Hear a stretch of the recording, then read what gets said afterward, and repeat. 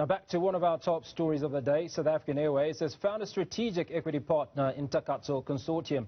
The new consortium will own 51% of the airline, while government will hold a 49% stake. Earlier, Minister of Public Enterprises, Pravin Gordhan, highlighted the new development means that government will no longer have to fund SAA. Now, for reaction on the story, I'm joined by the National Union of Mine Workers of South Africa spokesperson, Pagamila Hlubi Majola. Pagamila, very good afternoon. Thank you for speaking to us. Great development, or is it? Good afternoon, and good afternoon to your viewers. Thank you for having me. I am the spokesperson for the National Union of Metal Workers of South Africa. As a union, we have noted the announcement made by the minister about the fact that SAA will now have a strategic equity partner. I think it's very important that we first up front say that, it's difficult for us to sort of accept these news with joy.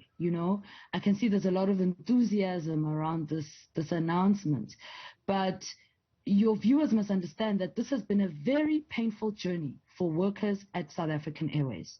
In order for this airline to be restructured, 3,500 workers lost their jobs. And these were workers who were not ready to retire, who were not ready to resign. They were forced into either they were forced into resignations or taken out through retrenchments.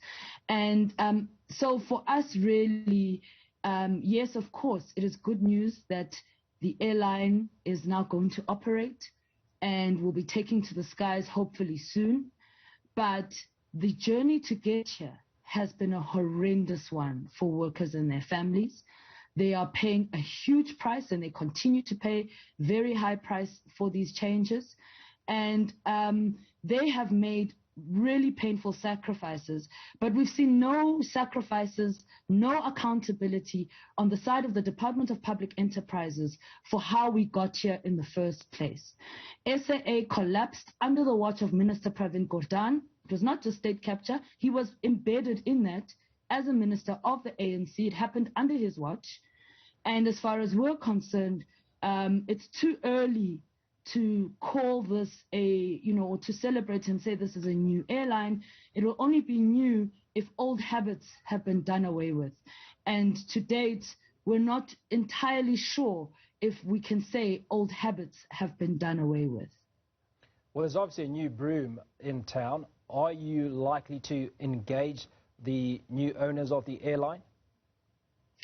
Well, we have members at SAA. We would have to engage the members, the owners at some point. There are still a lot of details that we don't know of. For example, we're still not clear on how these news are going to impact on subsidiaries at SAA.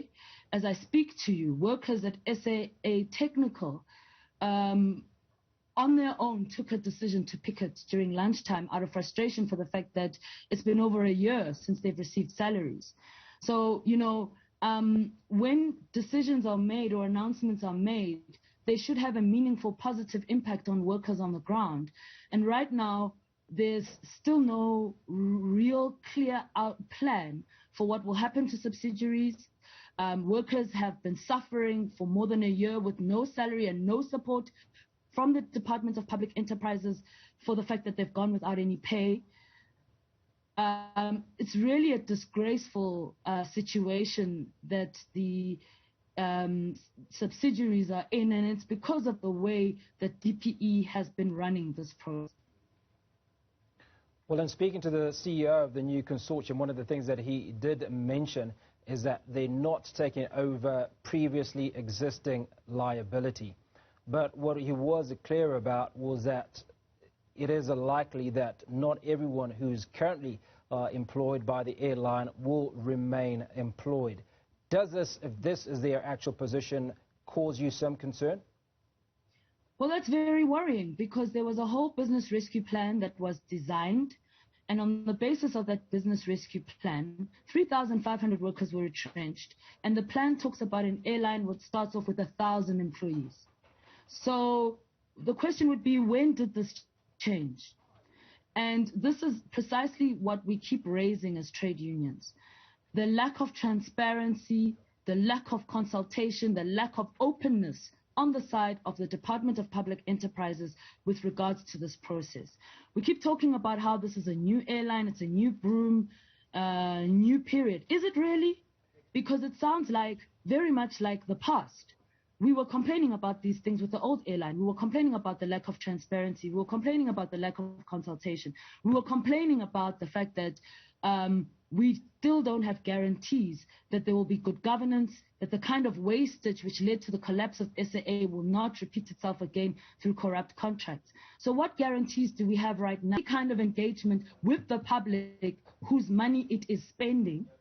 So, you know, we don't want to write it off, but honestly, there needs to be a real demonstration of a change of behavior before workers can be convinced that indeed this is a new era that we need to welcome and celebrate.